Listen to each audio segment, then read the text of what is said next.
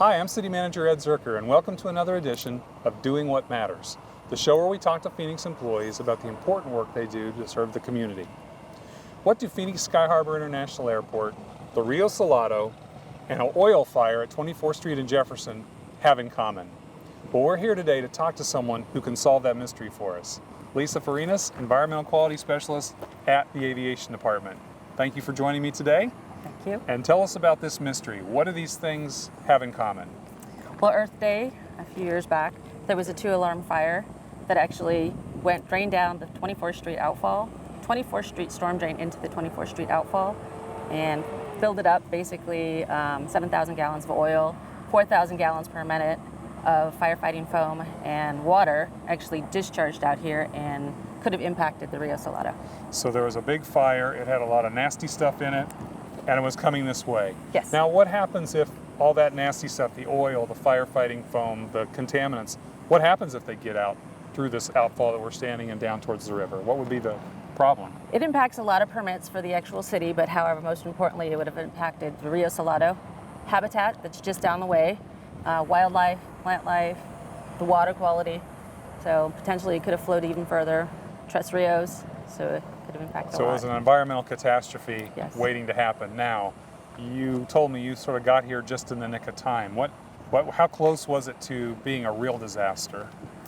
As I came back with spill booms and laid them down, it was literally minutes before it actually would have hit more soil and actually passed through. So by placing those spill booms down, actually prevented the oil from going any further, but allowed the water to flow through, continuing on into the outfall. So you basically had to create a dam, like right here, Yes. to keep nasty stuff Yes. from going out to affect the wildlife in the Yes. river. And that would have impacted the city and Phoenix Sky Harbor. What would have been the impact of that on a sort of bureaucratic level? Terrible publicity. Yeah, we spent a lot of money, $85 million for the Rio to actually convert the Rio Salado Habitat from a landfill to the beautiful habitat that it is now. Right. And we would have spent a lot more money trying to restore it, clean it up again. And we commit to the federal government every year that we're going to prevent things like that as well. Yes. That's part of the permit that you monitor? Correct. Okay. So that's a sort of an unusual day for you, I'm guessing. Yes. These things don't happen every day, thank goodness. And thank goodness you were here to help the city and the wildlife prevent it. But on a daily basis, what are you doing at Phoenix Sky Harbor as an environmental quality specialist? I do a lot of compliance. I do air quality, hazardous waste. My main project is stormwater, so this is part of it. I actually have about 120 plus co-permittees that we go out and inspect, that we regulate to make sure nothing like this does happen at their facilities. Clean up fuel spills when they do happen, and other types of spills. Sure. We think about the airport as just being a place where people come and go and planes land, but it's actually a big industrial site. Yes. That requires a lot of work by you. A lot of industrial activity. Okay. Yes. And so you're monitoring who? What sorts of groups are you talking with daily? It could be from an FBO like Qatar Aviation to a major airline, Southwest or American.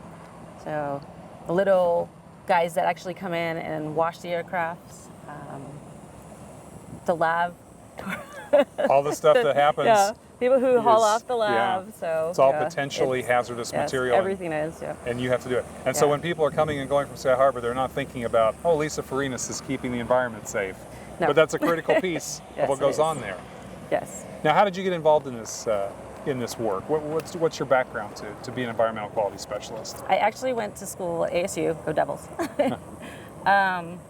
for biology. And I started off wanting to be a doctor, went in and started doing genetics. And my mom had a friend call me and said, hey, we have this position at Motorola. And I actually started at Motorola doing environmental there, air quality, and they put me through school, and I ended up coming here, and that's how I got involved with environmental. And I love it. I love what I do.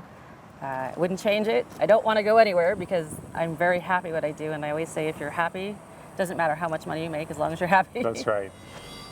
So it's not every day you deal with thousands of gallons of oil and stuff, but it is every day you deal with what we're looking at here. So what is this, and what sort of problem does this cause? This is a lot of trash from a lot of people actually just either dumping it out the window of their car or just cleaning their car out at a parking lot, and it actually, when the rain event comes, it actually flushes it down into the storm drain, and this is where it ends up. And so the problem with this is it looks like it would back up the storm drain, right? So water couldn't flow through as it should. Correct. Plus, these are not materials that are healthy for wildlife, I'm guessing. No, actually, it looks like a lot of them are recyclable materials. Yeah. It would just be easy enough to put it in a blue bin. They should be in the blue barrel. So when people say, boy, you know, that's nice that you're out there fighting fires, but nothing I can do about that. But there's something people can do They can. about things like this. Absolutely. What would you tell people as an environmental specialist? It's a few extra steps. Put it in the trash can or put it into a recycle bin. People think if they just put it on the street, it goes away. This is where it goes. It goes away, and this is exactly where it goes. It goes away to here. Well, Lisa, thank you for everything you're doing. Congratulations on winning a City Manager's Excellence Award for your work on that specific incident. But thanks for helping us understand what we can do every day to keep the environment better. Really appreciate your time. Thank you.